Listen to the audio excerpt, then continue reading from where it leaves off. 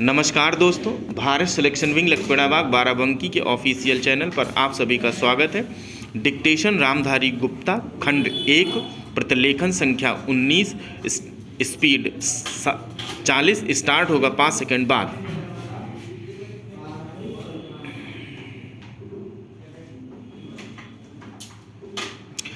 महोदय, जब तक अहिंदी भाषी हिंदी को हृदय से स्वीकार नहीं करते,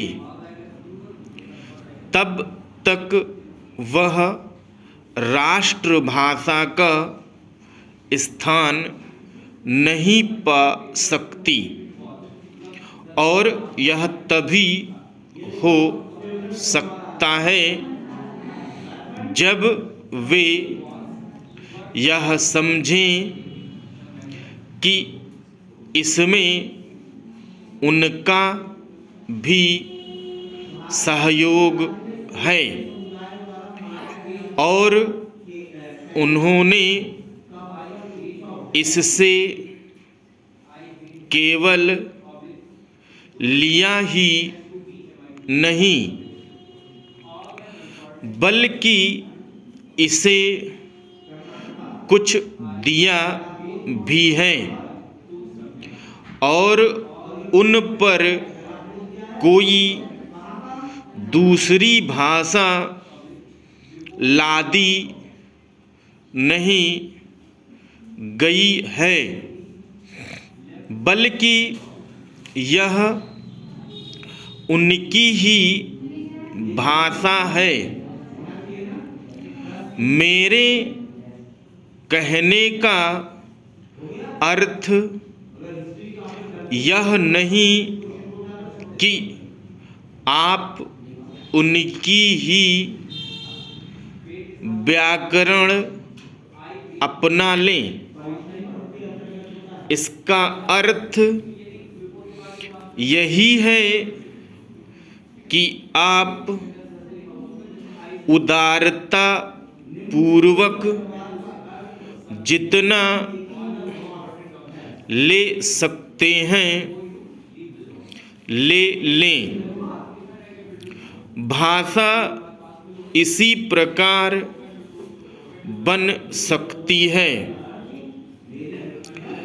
यह भी आवश्यक नहीं है कि उसको स्वीकार करने पर आप वही लिखना आरंभ कर दें, परंतु जो वे लिखें उसको आप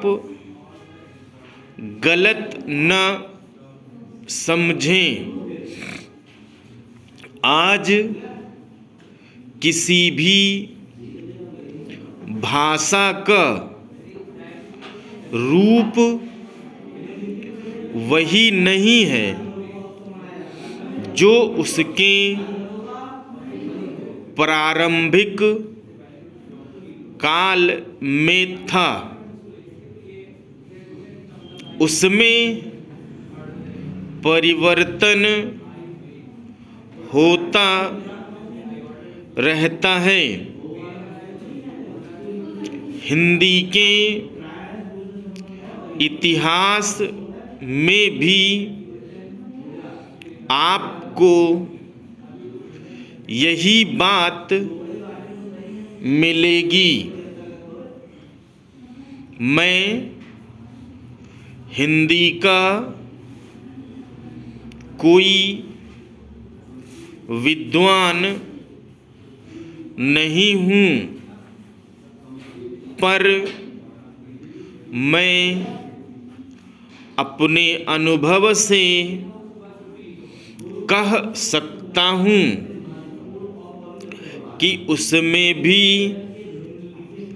पिछले 500-600 वर्षों में बहुत बड़ा अंतर पड़ा है तथा पहले की और आज की हिंदी में काफ़ी अंतर है।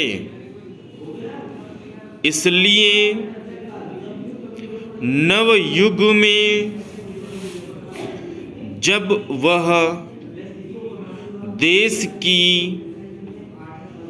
भाषा बनने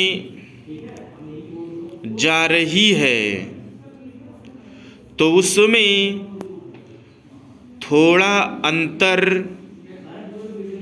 करना भी पड़े तो वह स्वीकार कर लेना चाहिए, जिससे उसका अन्य प्रदेशों के लोगों के साथ मेल बैठ जाए। कई अहिंदी भाषी लोगों ने भी हिंदी की काफ़ी सेवा की है। आपके राज्यपाल महोदय अहिंदी भाषी हैं और इन्होंने अपनी भाषा की बड़ी सेवा की है। यह भी हिंदी के पक्ष में थे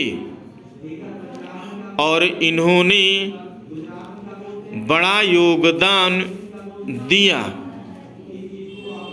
जिसके कारण हम संविधान सभा में सफल हो सकें।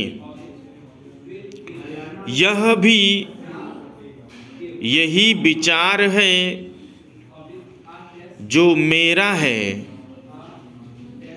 मैं चाहता हूँ कि इनको भी हिंदी की सेवा करने का अवसर दिया जाना चाहिए।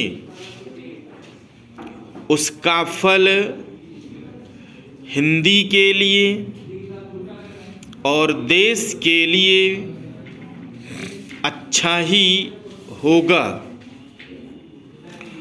मानपत्र में आपने संस्कृत के संबंध में कहा है। मैं मानता हूँ कि हमारे देश में संस्कृत का अध्ययन आवश्यक है, क्योंकि देश की सभी भाषाओं का स्रोत वही भाषा है। संस्कृत से हमारा संबंध अटूट है। इसकी पढ़ाई लिखाई कम हो गई है। यह हमारे लिए दुख की बात है। मैं आशा करता हूँ कि इसकी उन्नति होगी।